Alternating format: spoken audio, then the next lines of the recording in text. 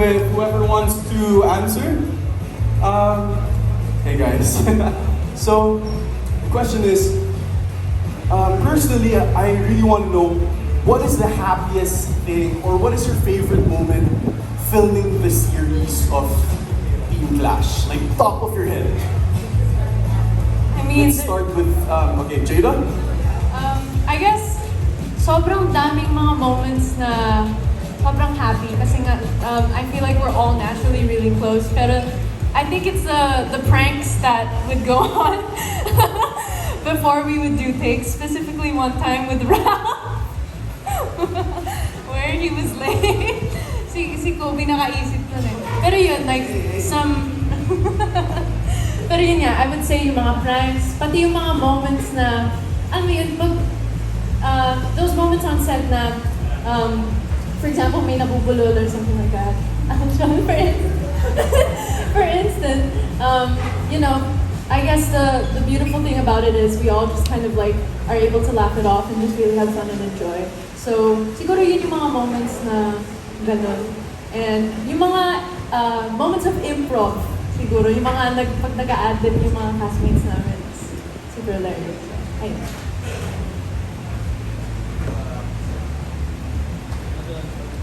Ako naman.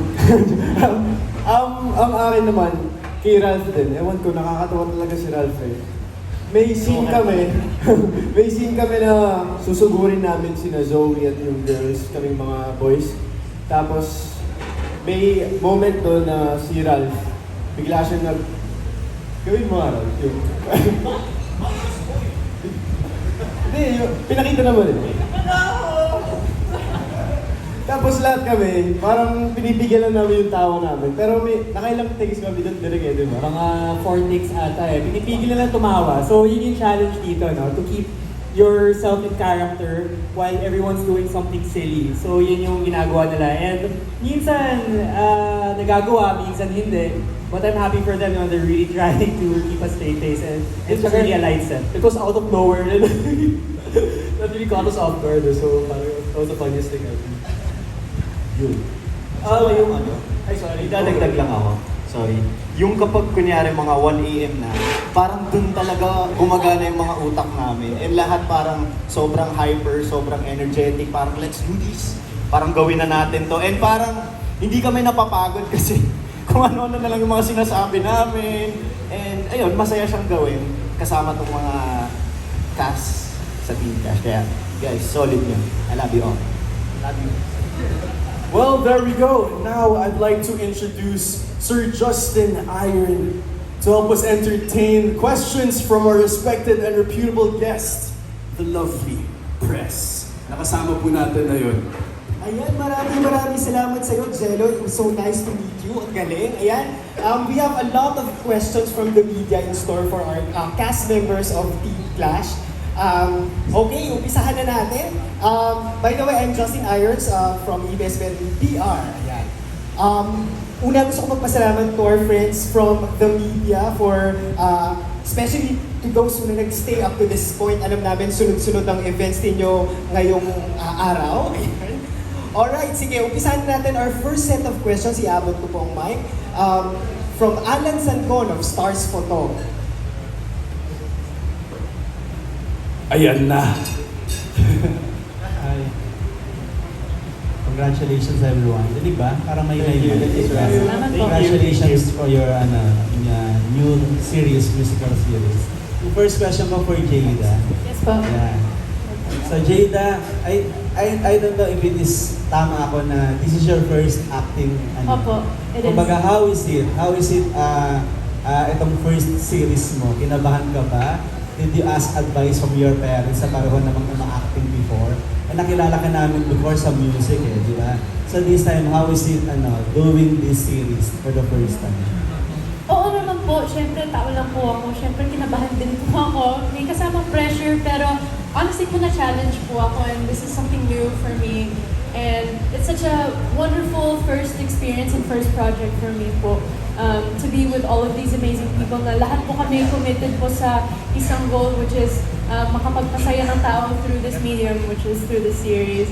And syempre po, nag-ask din po ako ng advice sa magulang ko, specifically my mom, since she's been acting since she was 11 years old. So, syempre yun. Pero I guess I also seek help from, of course, ABS-CBN and management, of course, sila Direct Gina, sila Ate Kukay, the writers as well of this amazing series to, I guess, help me find the direction of where to take this role in this project po. So it's honestly been such an amazing experience and fun. I feel really grateful po kasi para po sa akin, parang na-marry po yung dalawang worlds ko po ng music and of course acting, which is a newfound passion for me. So dream project po talaga siya. Follow up lang, saan mo gusto makilala? Being a good singer or being a good actress? Ako po, I would like to be known as a multimedia entertainer. I guess, however people will know me. Pero syempre po, ito po, masasabi ko po, music will always be my first love. And nandun po talaga yung puso ko. Pero syempre po, there's also room in my heart for acting.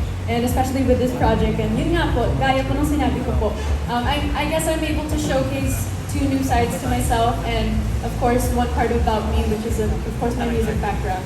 Pero ito po, yung acting. Salamat po. And this role is perfect for her because she sings and acts. And the role requires her to sing in this series. And kuha-kuha ni Jayda yung character na Zoe. Salamat po, Direk. Direct, nasa iyo na rin yung spot. Tanungin na rin kita. Oh yes. Kumbaga, paano nabuo tong series na to? This is a musical series, di ba? Are you parang, kumbaga talagang yung mga makakasali dito dapat magaling kumanta, magaling sa music, may ganun ba? Because this is a musical series. Well, it's not a musical, but madaming music dito, no? They're a band, they play instruments, but yes, we auditioned all of them. Lahat sila may instrument and musical capabilities. Some sing, some can play the drums, the guitar. So we had auditions and ayan, nandito na ang Team Clash, stars na. So, sundutan ko lang yung tanong ni Direk. Nakasabay ko. Ayan, so Direk, you had to check their musical ability before you make them a cast. That's a requirement. Yes, can you sing? Can you play the instrument? And sa auditions, they were auditioning para kaming idol na buzzer, ganyan. But lahat sila nandyan. They had their own particular style and personality na nagustuhan namin for this show. So masasabi niyo direct na well-deserved based dun sa talent na pinakita nila? Of course. They wouldn't be here and the show wouldn't be complete. And nakita niyo naman the making and yung trailer, mukha talaga silang banda at magkaibigan na banda. Yung second question ko for Aljon. Hi Aljon. This is a new parang this is a new pair, love team, di ba? Parang nanibago kami na parang wala si Karina ngayon. Your new love team is Jayda. So how is it working with Jayda? And kumbaga, paano yun? Parang nanibago ka ba because you have a new love team na? Parang gano'n. Hi. Speechless agad. Nung nalaman po namin na magkakaroon kami ng project together, talagang kinilala namin yung isa't isa. We started texting each other. Inaalam ko yung hobbies niya, yung hobbies ko, kung paano namin tingnan yung mga bagay. So, maraming effort yung ginagawa namin para mag-work itong project. So, parang before pa nung taping, ang dami na nung goals natin na gusto nating magawa. And sobrang collaborative kasi every time may scene kami, tinutulungan niya talaga ako. Halimbawa, may scene na madaling araw, tapos parang low-bat ako, papahawak lang ako sa kamay niya. Tapos, yun, feeling ko. Ako kasi yung love language ko, physical. So, every time may hahawak sa kamay ko, parang nafe-feel ko yung energy, parang na-recharge ako. So, napag-usapan din namin yung strengths and weaknesses namin, strategy kami mag-isip. And every time may kailangan din siya na tulong from me sa scene, minomotivate ko din siya. So, na-appreciate ko yun sa kanya kasi willing siya to work with me. Since yung trust pa lang, syempre debut niya to, debut acting tapos launching project niya. Pinagkakatiwalaan niya ako doon. Sobrang thankful ako. Ayun. Yung nakita naman sa trailer, di ba? Isa sa mga eksena na kaabang-abang yung eksena nyo dun sa topless scene mo. Aljon. So, is there any pressure dun sa part na yun? And paano nyo pinagandaan yun? Meron bang ilangan dun sa eksena na yun? Di ba? Ay, marami pa pong magta-topless dito sa Team Clash. Abangan niyo po kasi hindi lang yun yung topless. I mean, si Zach, si Kobie. Basta, abangan niyo guys. May pressure kasi ako, kailangan ko mag-workout eh. Kailangan ko, dapat wala akong taba dito. Pero, best effort. Nagawa naman namin siya ng fun and kung paano siya nakikita ni Direk. Tinutukan talaga kami yung Direk sa mga topics. At ano naman kayo, confident naman lahat kayo, no? And such a good-looking cast, no? Kahit anong shape and size sila, they still look good because of their confidence. Body positivity. Parang hindi yata nag-topless si Kobie dun sa trailer. I don't know kung magta-topless pa siya. Minor pa siya. Bata pa ako. Yeah, I think I'll just save that for another time. I'll just save my body muna. Sana sinabi mo na, abangan namin, di ba? Opo, abangan nyo lang po. Yung last ko na lang po na Jayda. Ano po? Sorry po. Jayda, parang big word yung sinabi ni Aljon na malaki yung support mo sa kanya by holding his hand. Parang gano'n. Buti parang okay lang. Parang hindi ilang on your part na, di ba parang it's intimidating na makaholding yung isang guy na bago mo palang ka-love team, ganyan. Parang paano mo i-handle yung situation mo? I think po, ang masasabi ko po talaga na I really do trust him and I think yun talaga yung foundation ng working relationship namin and yung approach namin na bago pa po namin talaga mag-start dito sa project na to, we really developed our friendship and dahil rin po, ramdam ko po talaga na committed din po siya dito sa project na to and we're all working and we're both working towards one goal. I think yun talaga, syempre may mga moments na syempre, tamang din tayo. May ilangan ng konti. Pero I think nawala din yun eventually. And mas nagiging, I think, habang mas nagkakatrabaho po kami, mas naging komportable po kami sa isa't isa. And dahil yun nga po, I do feel like, dahil nga po, we're working towards one goal. Wala pong parang feeling of discomfort or anything like that po. So, yun nga po, tiwala lang po talaga. Thank you and congratulations to your new Salamat musical po. song. Thank you po. Isa natin kay Anne. Hello. Hi everyone. First of all, gusto ko muna magpasalamat of course sa press natin and sa buong team na nag-set up dito sa AMCA. And sobrang different ng project na to for me because it's my first time to be in a triangle and in an interesting triangle pa. It's not like the usual triangle that you watch in Philippine films and series. Iba siya. So, yun po yung difference niya. And I'm really excited because I was really challenged kung paano ko ba ipapakita yung kilig and yung chemistry ko for both of my pairs here sa Triangle. Yung bago mong ka-pair ay Si Sab, si Fana. Fana. Si Sab. May adjustment ka ba? Kasi you know, I know you're used to Kobie. How about with Zach? May adjustment ka ba? Oh no, si Fana po yung sorry, kabila ko pong ka-pair here. Of course, there's an adjustment. I would have to like really break down some walls on how we could work on our chemistry together. And it's not just like me and Fana or like me and Kobie alone, but it's like us three talaga. And that it takes a lot of work for us to make that chemistry appear on screen. Alright, thank you for sharing. Ikaw. Yeah, I just want to say hello to all the press. Thank you so much for coming out today, giving your time to us, and thank you to the whole staff that set this up. And anyways, going back to the question, para sa akin po, ang difference po dito sa project to, syempre naman I have to build the chemistry. Well, we're a big group.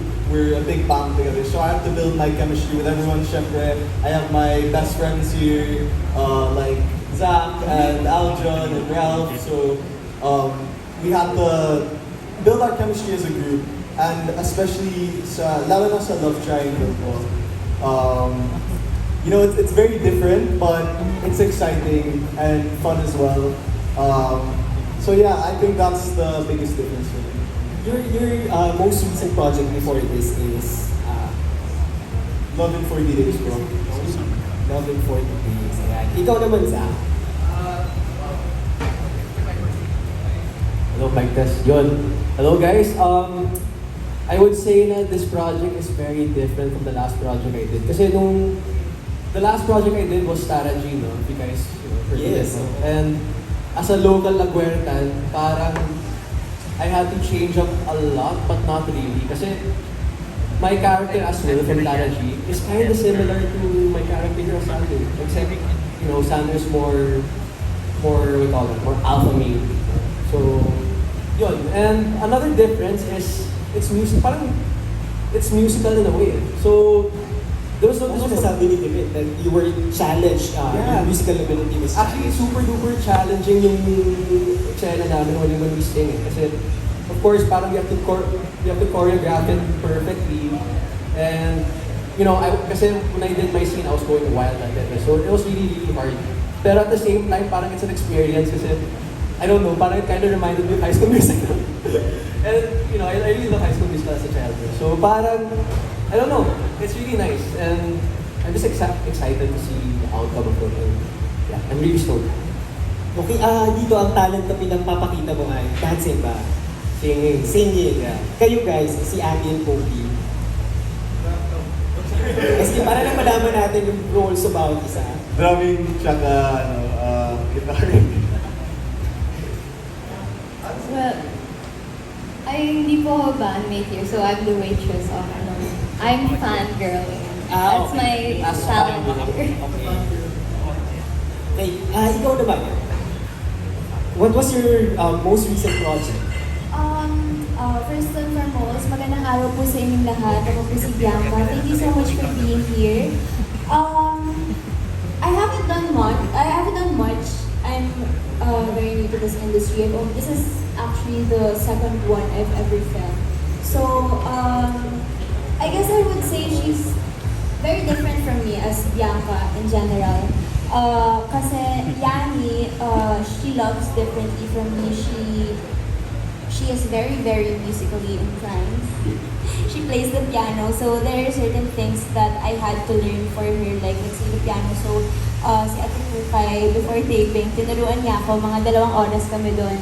And, as in, 3 or 2 keys lang tinuturo nila, tapos paulit-ulit. So, yeah, she's very, very different from me, but she's very close to my heart because in a way, naiintindihan ko siya kung bakit siya ganun, kung bakit siya mataray, kung bakit ang sungit-sungit niya. But yet, she still gives the world to the people that she loves. So, ayun. Yan ang masasabi. Thank you. Thank you. Ikaw naman, Markus, parang viral scandal ba yung last? Or you did several projects? I've done a couple more after Viral Scandal, pero hindi pa sila out, so yeah, just say Viral Scandal was the last. So na-challenge ka ba dito? Coming from like a hit teleserye? I wouldn't say challenged. I felt more excited because it's very different from most of the roles that I've done in the past. Mas parang seryoso yung approach ng career path ko before. So Teen Clash was a bit of an unexpected jolt, but it's a very welcomed unexpected jolt. I really, really, really enjoyed the whole process of getting casted here. This show as Jude, coincidentally. Oo nga, napansin namin. Was that intentional? Or? It's in the book, so yeah, coincidence lang. So, but yeah, it's great. It's a very light and it's a great way to start the year, get to know all these amazing cast and creators, Direct Gino, everyone. It's been awesome. It's been really, really good. First time mo ba sila makatrabaho or you worked with them before? Si Aljon kasama ko sa Viral Scandal. Oo nga. Pero yeah, first time ko with everyone. Not with Black Sheep. Ata with Black Sheep. They will know. They'll know. Ata. So, dito, anong musical talent ang makikita namin? Guitar tsaka vocals ako dito. So parang hindi ako kasama sa mga banda. I'm more of a solo artist. Yeah. Pero dating singing partner ni Zoe na biglang bumalik lang para lang sirain yung love team. Magugulo lang ako dito. Very exciting, abangan natin yan. Dumako tayo doon sa side na to. Alam natin yung iba sa kanila, parang mga singers talaga. So yun, can you introduce yourself then your role in the series? Ayan. Ayan, sige, umpisa natin. Hi everyone, my name is Gail. Thank you so much for spending your time here with us. I play the role of Ayumi and she's an energetic math genius na medyo masungit but also parang may pakakalog din, as I said. But yeah, it's really fun working with everyone, but I have to say one of the things that makes this experience so different kumpara sa mga previous na projects ko is the freedom, siguro.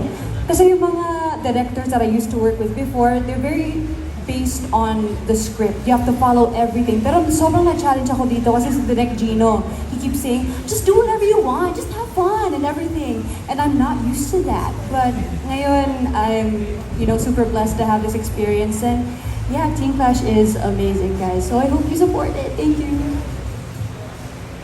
Ayan, how about you? Yes, hello po everyone. Maraming salamat po sa pagpunta po dito.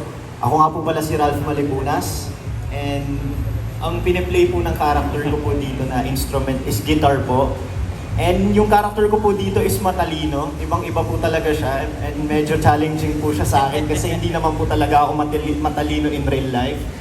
Pero thank you sa salamin kasi nagmukha po akong matalino, di ba? Pero ayun po, syempre sa tulong po nila Direk, nagabayan naman po nila ako kung paano po gawin yung character ni Kid. And ayun po, masaya po siyang gawin dahil parang naglalaro lang din po kami sa set dahil sobrang enjoy. Kaya ayun, must watch. Let's go.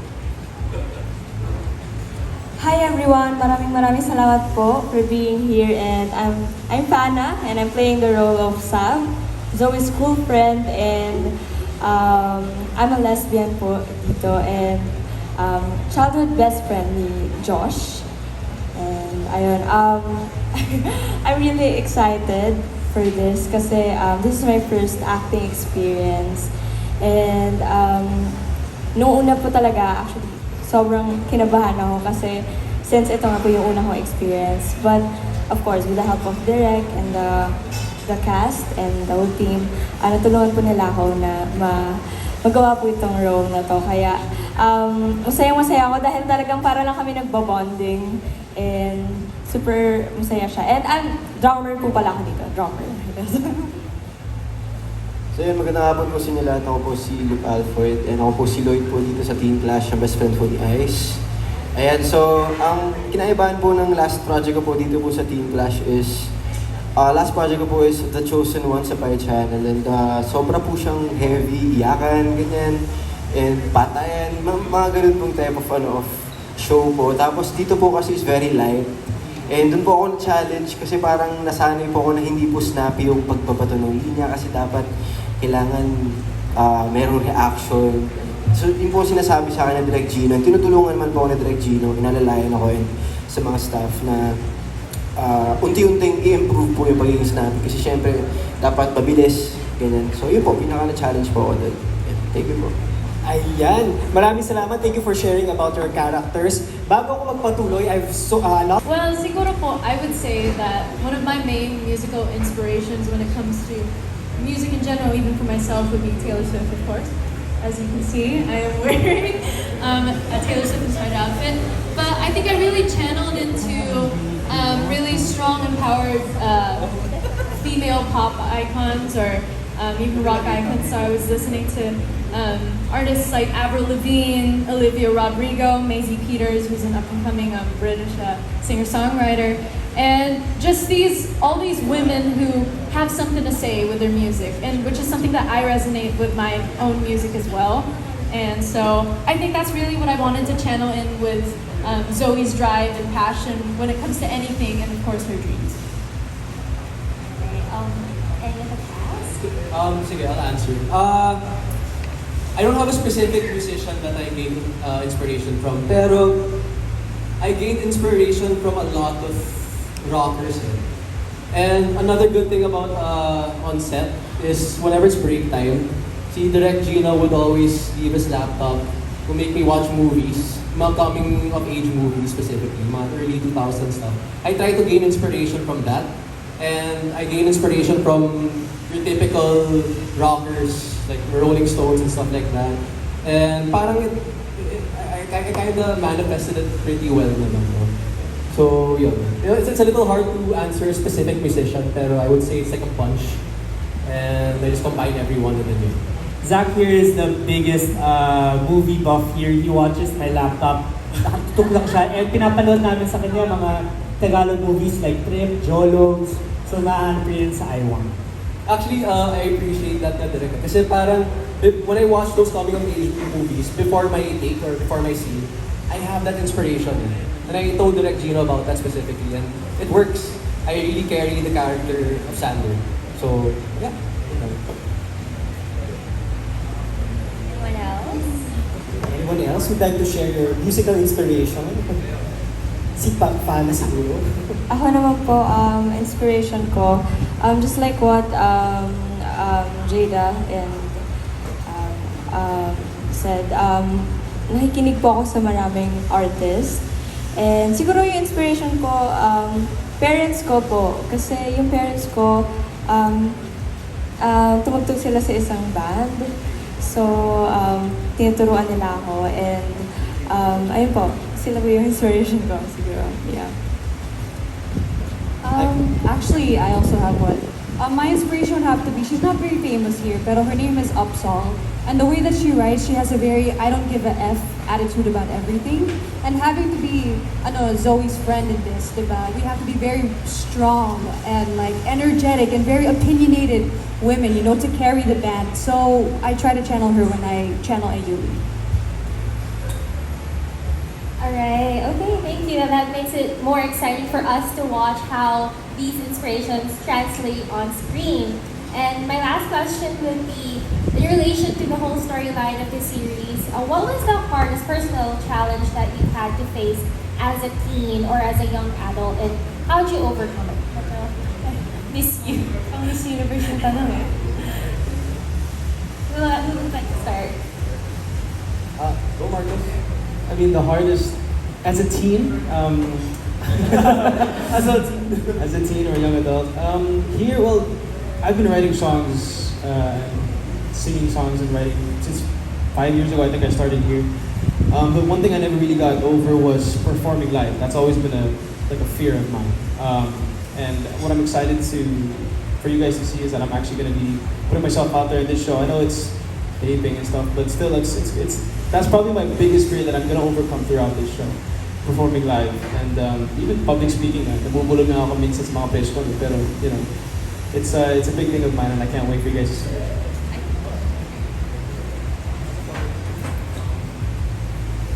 Ako po, I think yung biggest challenge ko as a teen or kahit as a child before, I've always been away from my family. Like, we all don't live together, As a kid, I never really got to live with my dad. It was always just me and my mom, sister. And it was never easy just being away from family all the time. That's why I really cherish the moments when I get to see them, because I don't get to see them that much. Lalo na yung tatay ko at yung kuya ko. So probably one of the biggest challenges for me as a teen. I'd like to follow up Kobie's answer. As a former teen, since I'm 23, I would say the most challenging part is independency. I would like to say na sobrang overwhelming yung adult life. And I felt it. It's a weird experience. Parang when I turned 20, 21, when I started making my own money, parang shocks, it's like I'm working. Parang I remember as a child, I would always think of my adult self and I'll be like, I'm gonna I'll do good and stuff like that. But when I turned when I turned 20, I was like, okay, wait lang. This is a little bit overwhelming. Parang new territories, it's not my comfort zone. Pero you get that satisfying feeling once you overcome that. Like, for example, social anxiety, usually when you're young, parang you tend to be scared to talk in front of people. Those little steps lang of you overcoming it really motivates me to work harder and become a better person as well. So, yeah. And Bianca? like to add lang sa sinabi ni Zach about independency. I think habang tumatanda tayo as teenagers, di ba? Parang you really have to acknowledge na hindi na tayo bata. We have to stand on our own feet. Our parents won't be here forever and we have to find our place in this world. So, I think hindi naiintindihan ng iba is that we are in a constant search of filling a certain void in our hearts. So, yun for me yung mahirap is that ano bang purpose natin? Are we happy? Are we... Parang alam mo yung ganong feeling. But like, I'm over that na. Okay na. Masaya po ako as in sobra. Ayun. The existential crisis na nagkakaroon. Yeah. It's okay. Don't you think that's an advantage? Like kasi diba some other kids or teens na hirapan silang kumawala sa parents na nakakasakal ganyan. Di ba yung having given independence at a young age, hindi ba mas parang masaya? Oh, tsaka I think it's a cultural thing as a Filipino, no? Parang we tend to stay with our families a lot longer than you know, the people from the West in the States. Kasi usually, people in the West, they start working mga 16 years old, 15 years old. But I'm not assuming na most young Filipinos are like that. Ha? Kasi I know I have a lot of friends that work at a very young age and I really respect them for that. And yun, I think that's an advice for everyone, for all the Gen Zers, is to parang try to find work, try to be independent at an early age kasi you're not gonna regret it. By the time you're 20, you're gonna be like, I'm okay. I mean, I already started working at 16 or 15 or 17, whatever. And you're gonna do fine. Parang, you'll be great. You'll do good. Yun lang. I love that. Being independent and finding yourself and going outside of your comfort zone to experience new things. So I think that's something, kita mo natin yung layers ng mga characters na lumabog Yes, talaga direct. Iba-iba. Yeah, very exciting. Sobrang insightful. Can I have one more question? Sure.